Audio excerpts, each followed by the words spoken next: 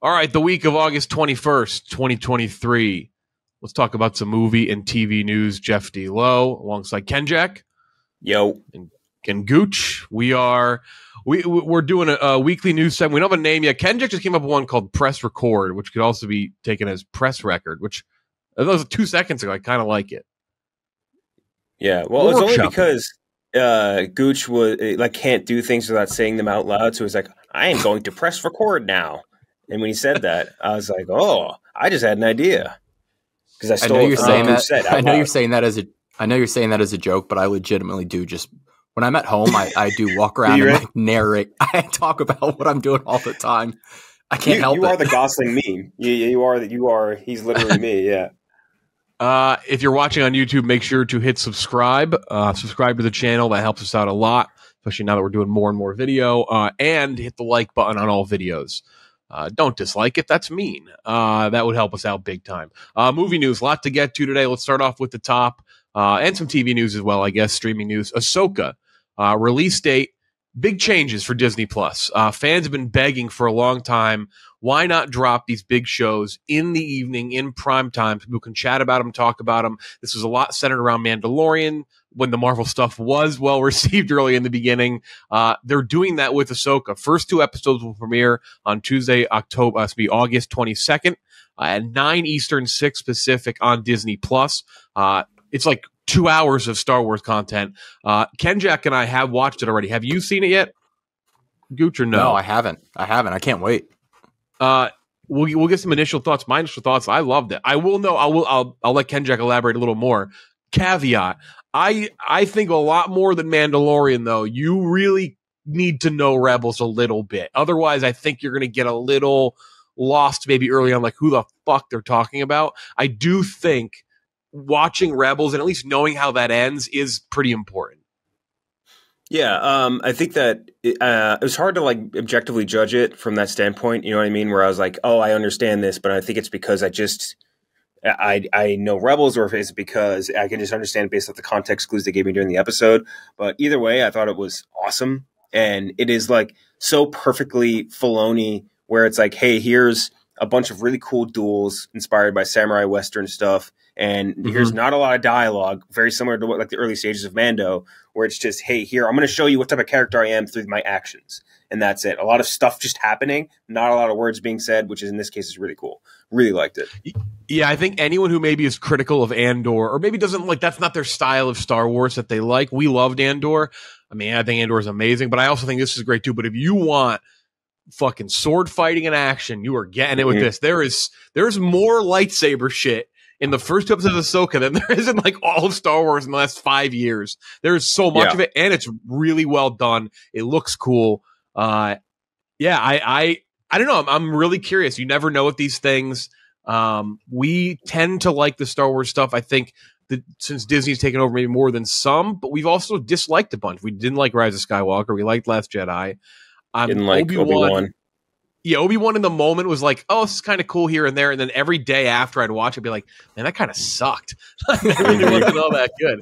I think Mandalorian Season 3, which I do think some production stuff was there, like Filoni was more focused on this, was not as good as 1 and 2, but I also was not anywhere near as down on it as some people were. I don't think it ended great, but there was so much good stuff in the season of Mandalorian. So, the Star Wars fans just cannot help themselves because the online discourse around Filoni since season 3 of Mando came out has just been vile. Like all of a sudden these contingents of Star Wars fans have decided that, oh, Dave Filoni doesn't get Star Wars anymore. He gets it great. I mean, he gets it as good as anybody in the world.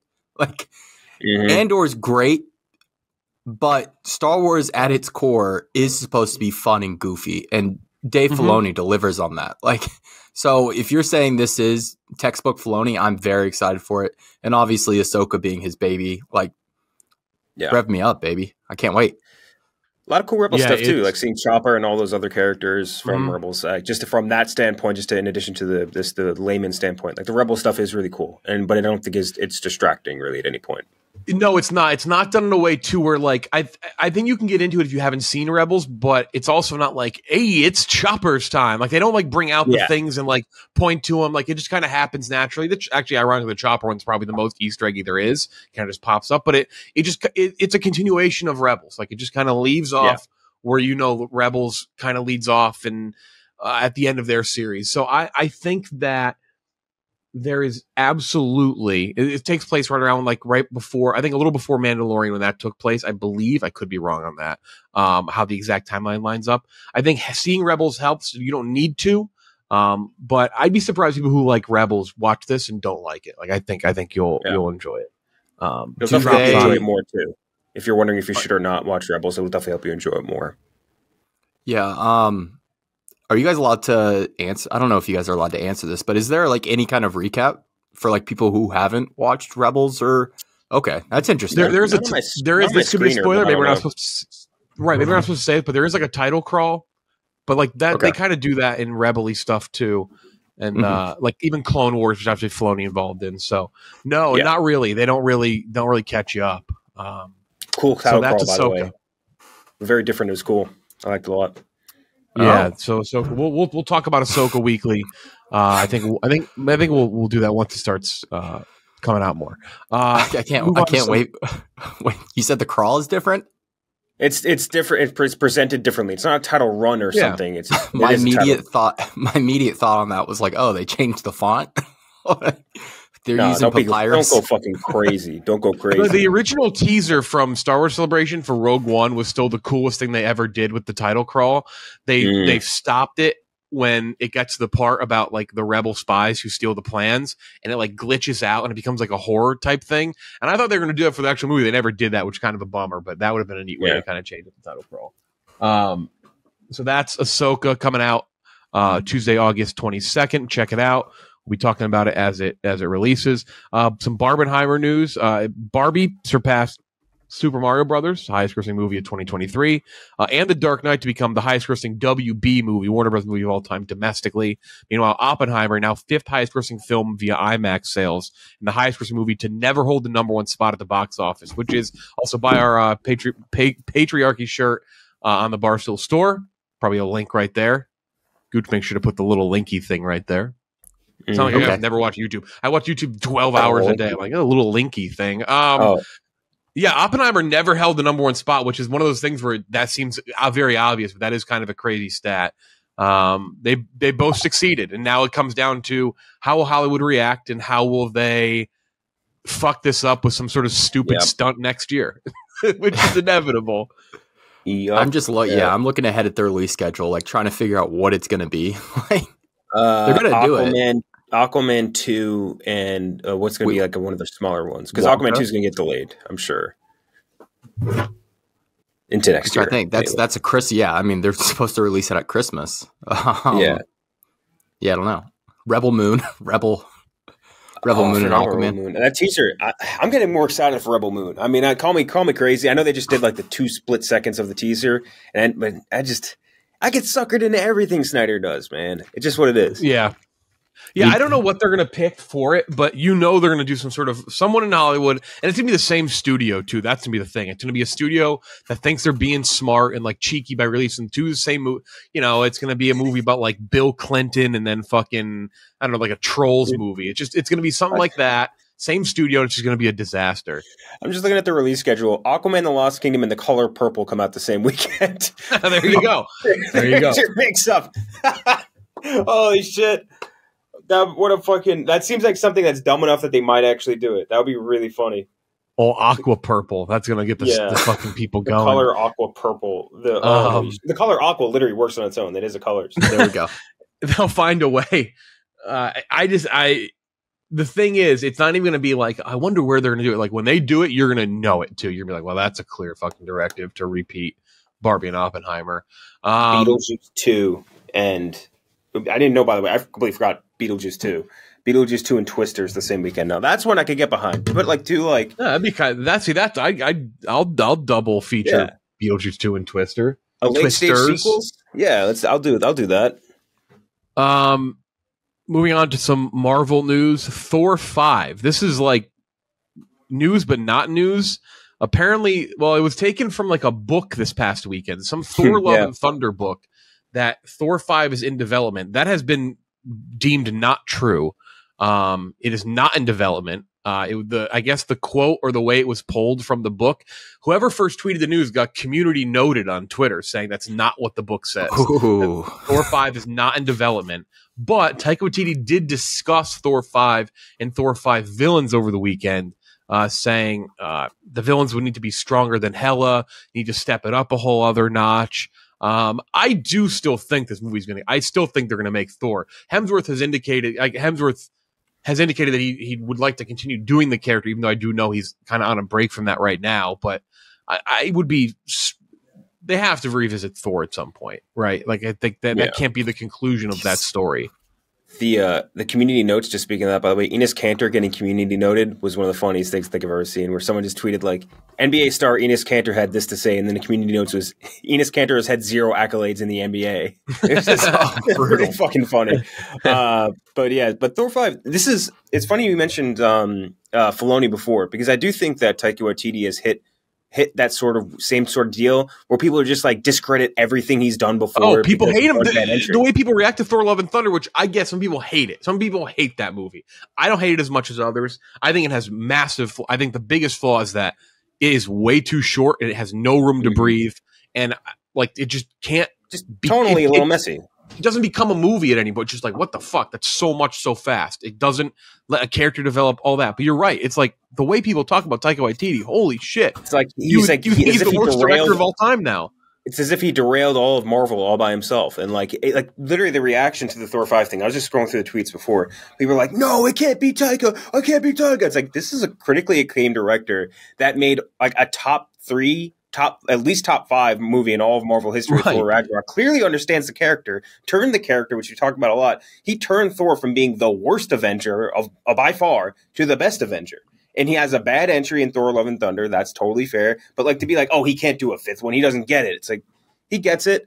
And I think that part of the reason people had more of like a heavy response to it was like his sort of attitude post release, where he kind of acted like he didn't care and all that shit. Like, that very understandably rubs people the wrong way, and it's a dumb attitude to take. And maybe it's just him getting famous too fast and all that shit too. But I think it's crazy to act as if he can't make Thor 5 a banger. You know what I mean? Yeah. If he had made Thor 1, 2, and 4. Yes. And like 3 I'd be like, all right, well, you know what? You have a good point there. He's batting well below like a good average here, but he's not. He's 1 for 2. So like, he has made other great movies. It's not insane. Yeah. I legitimately do think it all comes down to that press tour. That press tour, looking back on like the things he said and the way he acted, it was terrible for him. It was really bad. He was not only like dismissive of the movie itself, but kind of rude to his own like workers, like production staff. Yeah. It was bizarre for a guy who seemed very kind before that. At least seemed kind of like a whimsical, just go with the flow kind of guy. Like, him just shitting on people and the movie itself was strange. Can we go full patriarchy and just blame Rita Ora for that? Like, and just be like, oh, it's clearly her fault. Let's just start the online campaign to say that she ruined Taika Waititi. Him, Rita, and allegedly. Never mind. We're not going to get throuple. Weren't they? They were in the throuple, right? Allegedly. There was a rumored throuple. There was a tweet that kind of in a more dunking on him way popped off this weekend, or whoever posted it, might have been a man or woman, not sure, but whoever posted it said like, this man single-handedly ruined comic book movies, in a picture of Kevin Feige. It's like people are so in the moment on shit like that. It's like, what are we doing? It's like, what on? It's like, first of all, he's been involved in every comic book movie for the last 25 years, including X-Men and the original Spider-Man movie. So it's like, it's crazy. Mm-hmm. Like, evolved as much as anybody ever has over the course of being in like a single genre of film, you know?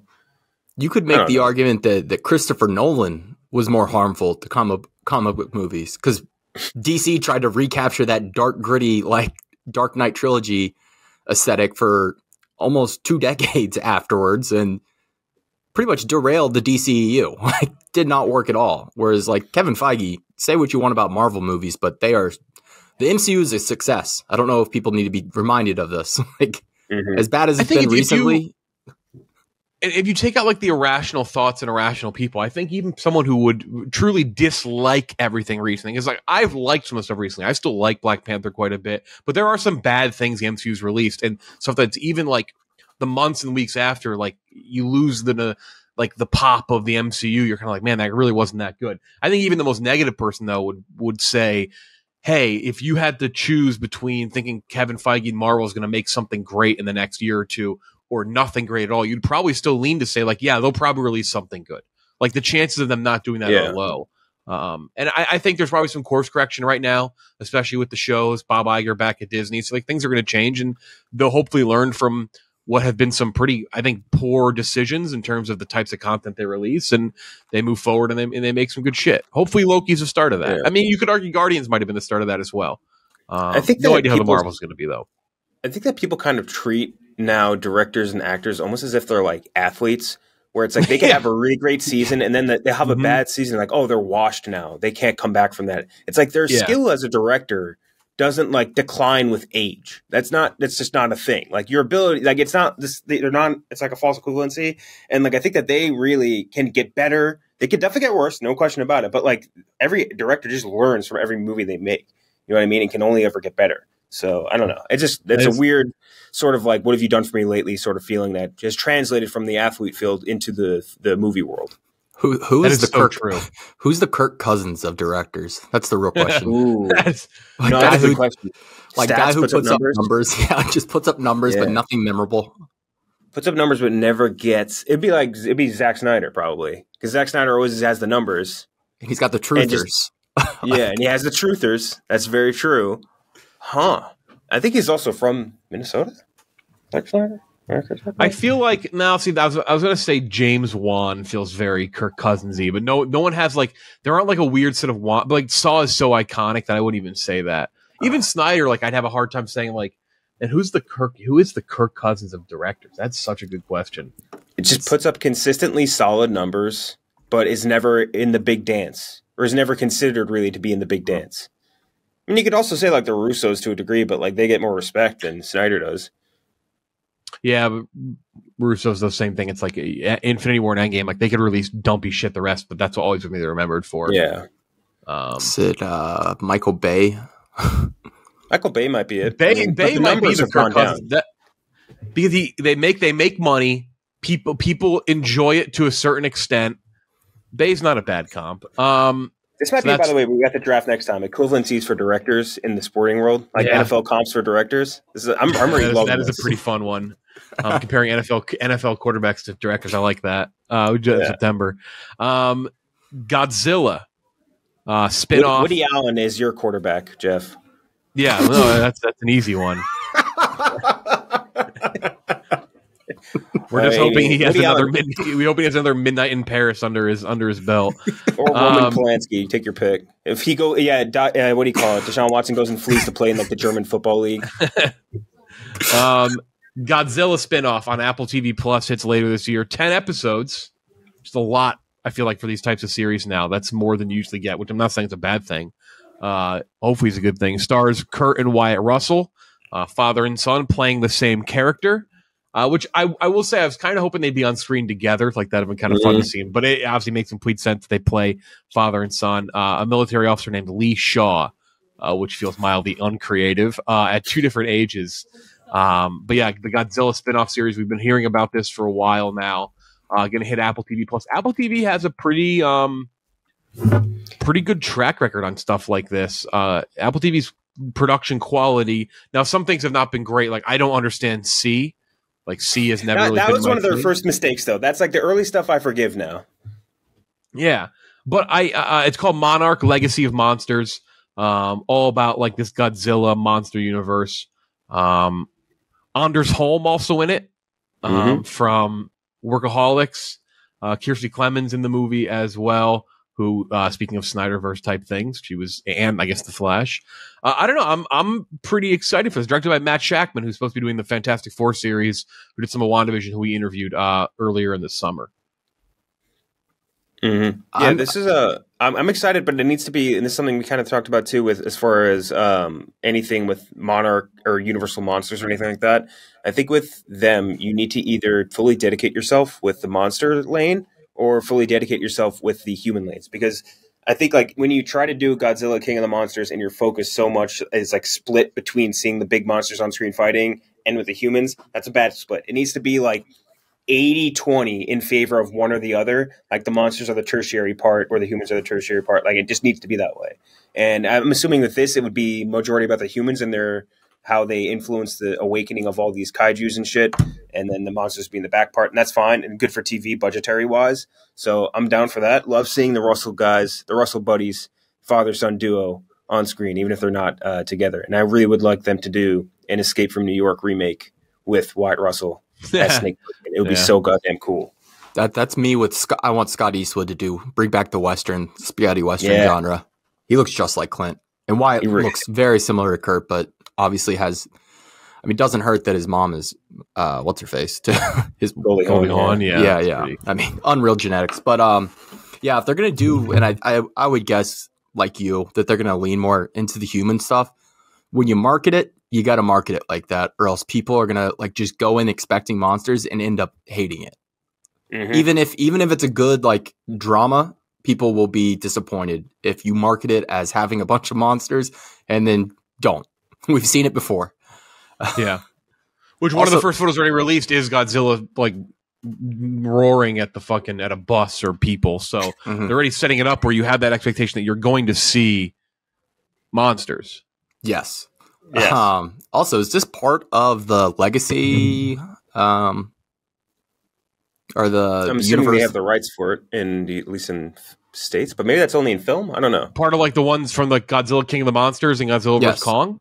Yeah, it's part of the MonsterVerse. Yeah, which is what they call it. Yeah, it's apparently being considered the 6th installment in the MonsterVerse franchise.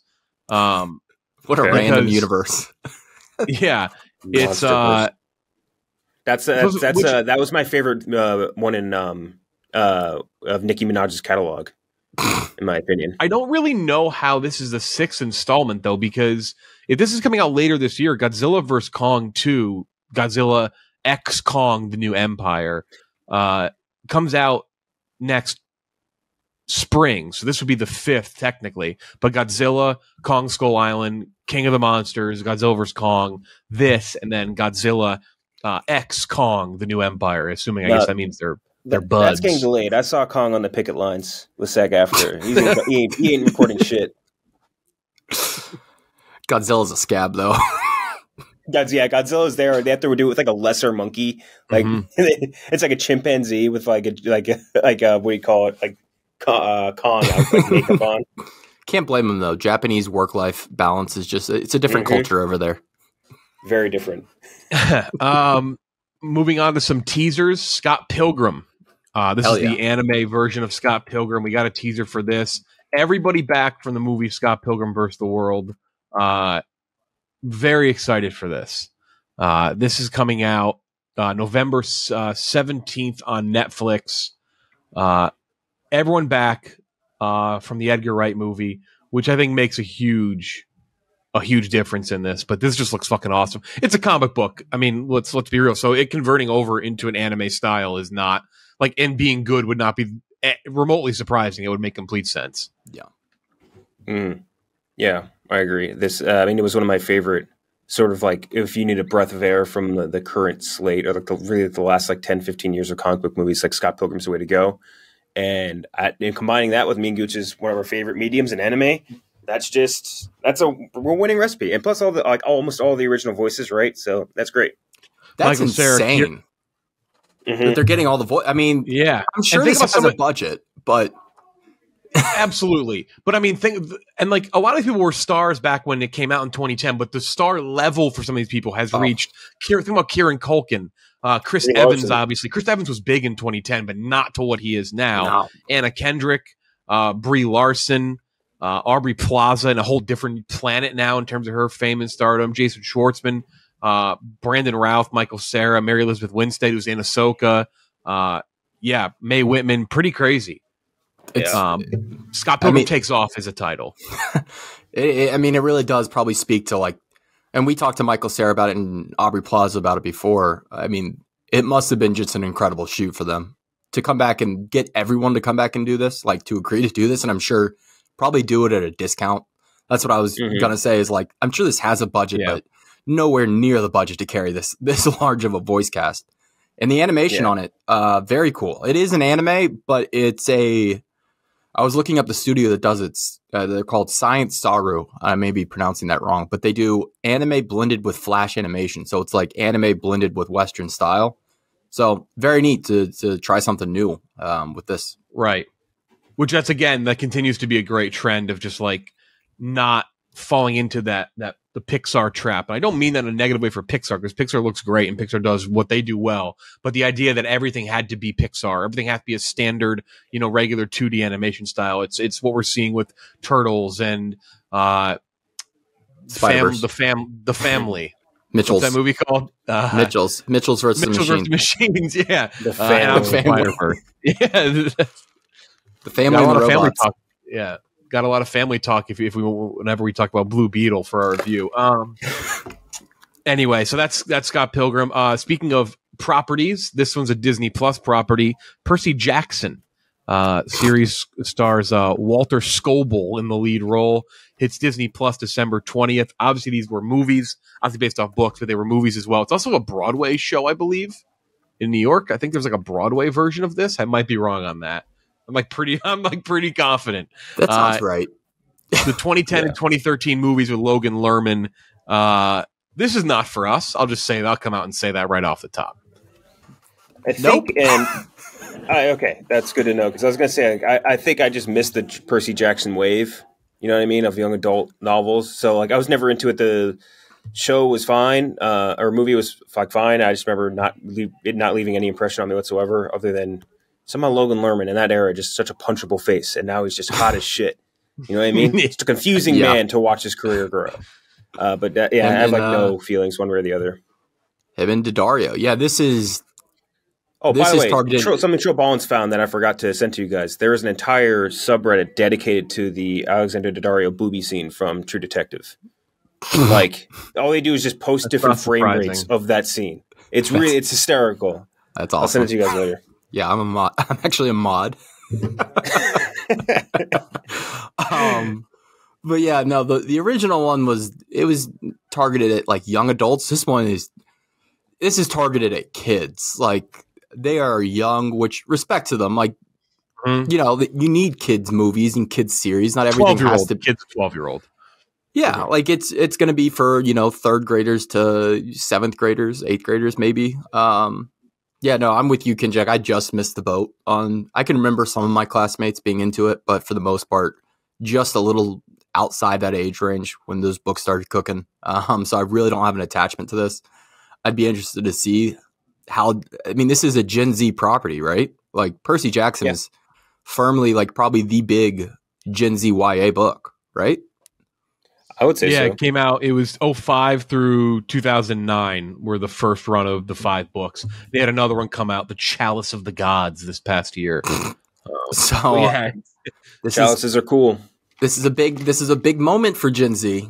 Will they be like every other generation that shits on adaptations of their favorite franchises and bullies children online and attacks every minor detail, or will they just enjoy it for what it is? Can't wait to see. Not a ton of crazy names in this that you'll recognize, at least in terms of the main cast. But there's some recurring. Jason Mantzoukas, Megan Mullally's in it. Adam Copeland, a.k.a. Edge, the wrestler. Lin-Manuel Miranda makes an appearance as Hermes, the messenger of the gods. Really. Got to assume that's going to be in some sort of song. He's going to rap his message from the gods to them, guaranteed. Jay Duplass, and then I did see Timothy Amundsen, thinking that was Timothy Oliphant. It is not. No, that's the guy from Psych. Timothy Amundsen's the guy from Psych, right? Lafsey, I think was his name. Yes, he's from Psych. He's also in this show Supernatural. If you ever watched that. Hey guys, I got a message from Zeus. He says you gotta make sure you drink your orange juice. That was a pretty good impression, I thought. Oh my god! You say your name's Percy Jackson. Sit down and listen to these facts, son. Oh no, that's something you would definitely do. I still have never found the tweet, but when Alia Cravalho, I believe that's their name, who voiced Moana, performed the song at the Oscars.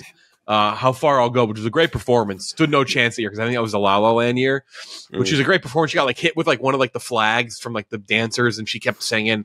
But Lin-Manuel before did like a Moana rap, and I remember there was a tweet. They're like, "Hey Lin, do you want to introduce her before a song?" He's like, "What if I do a Moana rap?" They're like, sure." Like, yeah, I guess we can't say no.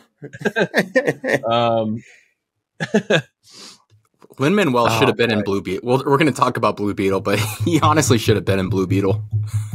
He would have fit. He it would have made sense. Again, in like the George Lopez role. Yeah, honestly, in the George Lopez role, he might have done a better job. He would have been good for that. Moving on, 2 more trailers we want to talk about. A little more on the serious side of things. A rom-com, but also like a dramedy, like a rom-com dramedy type thing called She Came to Me. Stars Peter Dinklage, Johnny Peter Sins Dinklage, Anne Life. Hathaway, Marissa Tomei. A+ title. A+. Follows the composer who suffers writer's block and rediscovers his passion after an adventurous one-night stand. Hits theaters September 29th. Directed by Rebecca Miller, who I only knew from doing that Daniel Day-Lewis movie that nobody likes, The Ballad of Jack and Rose. It's his wife. Yeah. Oh. So, yes. But I didn't know any of her other work like really well. I think I've seen a couple of them. But this looks charming. There's some charming people in it. I don't know how it's going to be, though. I can't look at Peter Dinklage and not think of that fucking horrendous movie that came out. Yes. Was that what it was called? Toronto. I hated that movie. Yeah, I hate his book, too. Not a big fan of the basketball stuff. Yeah, there's a throwback. He's making a new book, by the way. That is a throwback. What do you think about this movie? I don't know. It's been in development hell, apparently. Oh. All I know is that I went and looked it up and just saw it at a 65 on Rotten Tomatoes, and that the more I think about it, the more every Anne Hathaway movie from like the last 5 to 10 years has not really been good. She's had her filmography has been real tough. Do you remember what was the COVID movie she made? Oh my god, what the fuck was that called? That was damn. It was like Lockdown or something, which you would tell Ejiofor, right? Yeah. It is Lockdown. Armageddon. Okay, she's good in Armageddon Time. I can't shit on her for that. But The Witches, ugh. The Last Thing He Wanted, ugh. Dark Water, she's not, I feel like, a critical part of that, but she saw it in The Hustle, Serenity, Ocean's 8. Like, it's just a really rough sort of stretch for Anne Hathaway. So I don't know. I'm not totally excited just based off those 2 facts. So I don't know. We'll see. So on this trailer, I'll just say I did not expect this to get like kind of the reaction it did. It's just one of those movies that's very weird and a little artsy, and doesn't have like the straightforward humor that you'd expect out of a rom-com. But people online really, really reacted to this, which was surprising. Positively? Yes. Like people were like, "Oh yeah, this looks awesome. I'm all in." And I did like the trailer. Peter Dinklage is never going to be allowed to shave that beard ever again, I guess. He's just stuck with it. He looks good with it. It's just funny. On Anne Hathaway, this trailer has not aired yet, but it aired before Oldboy the other day. Have you guys seen anything about Eileen? No. It's a new movie coming out later this year and she's not even listed on the IMDb for some reason, but she's 100% the co-star in it with Thomas and McKenzie. It looks it looks fantastic. This looks awesome. Yeah, what a cast. Yeah. I'm not sure where the trailer is. I guess they're just not dropping it for a little bit. I don't know what the hell is up with that. But yeah, no, Anne Hathaway been on a little bit of a cold streak. We can say it. And she honestly doesn't even look like the main star in this trailer for She Came to Me. It's definitely and even Marissa Tomei kind of peeks through as more. I mean, the reviews are, by the way, kind of middle of the road. It's like 65% approval around Tomatoes so far. But it's a rom-com or dramedy, so it's not always a good indicator.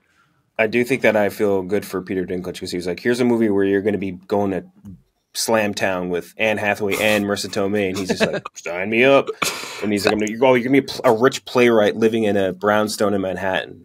Sign me up. Like, yeah, I get the saying yes for there. But yeah, I don't know. This could be really pretentious and boring or really fun and weird. So I hope the fun and weird. It's less believable than Adam Sandler having a bunch of hot wives, but more believable than BJ Novak being a playboy living in New York City, as we saw on Vengeance last year. Very fair.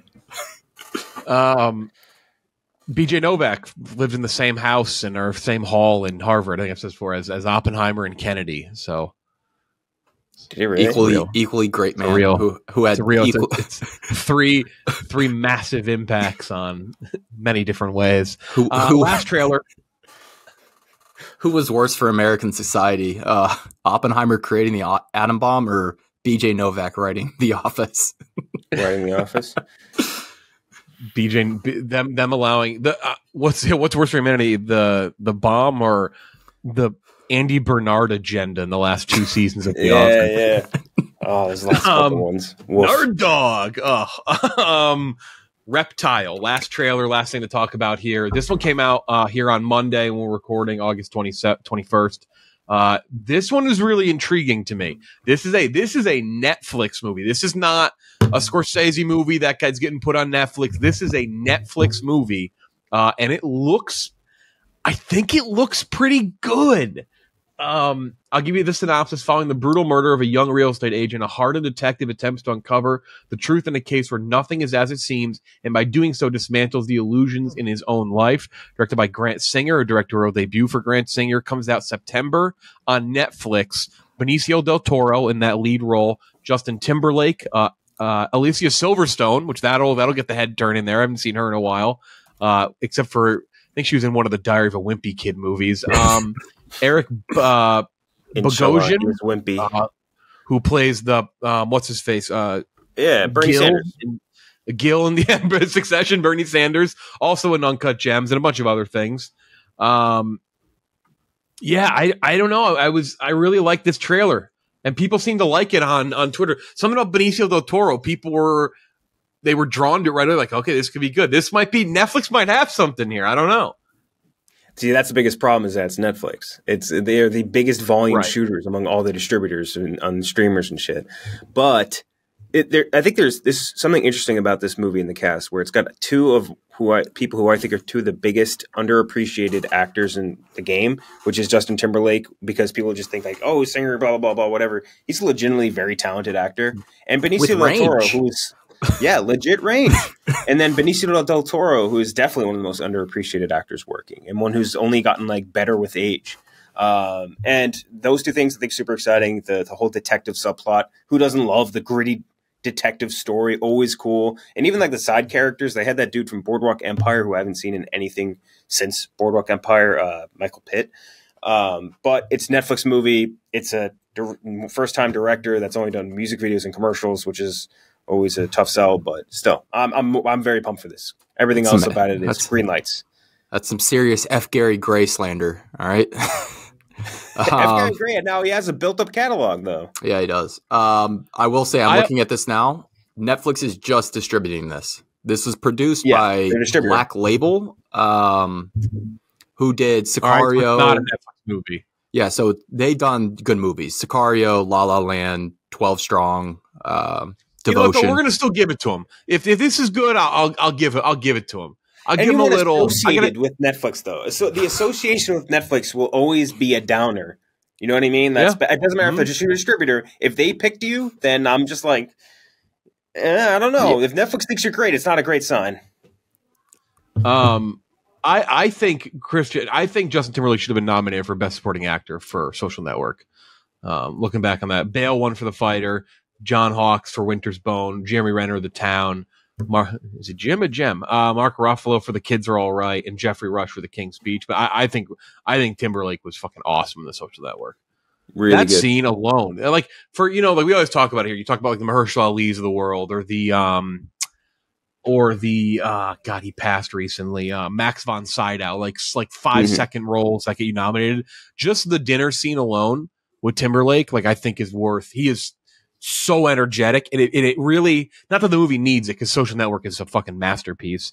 But like that pumps such like a crazy new vibe to that movie that it really kind of shoots it to the finish line. So I that's just a take there. One of my favorite things, I think I brought it up recently, but I learned this recently about the Social Network. Every scene with Justin Timberlake, or every shot with him in it, includes like something red in the background, or he's wearing something red because he's supposed to be a red flag like the whole way through. Just wild and like yeah, crazy. Huh. He is really the devil of he is the devil arriving in that movie. It is fucking amazing. Yeah, it's terrible. That's it. Remember, if you're watching on YouTube, make sure to hit like and subscribe. That's been your movie news update, movie TV streaming news update. For Ken, Jack, and Gooch, I'm Jeff D. Lowe. We'll talk to you next time.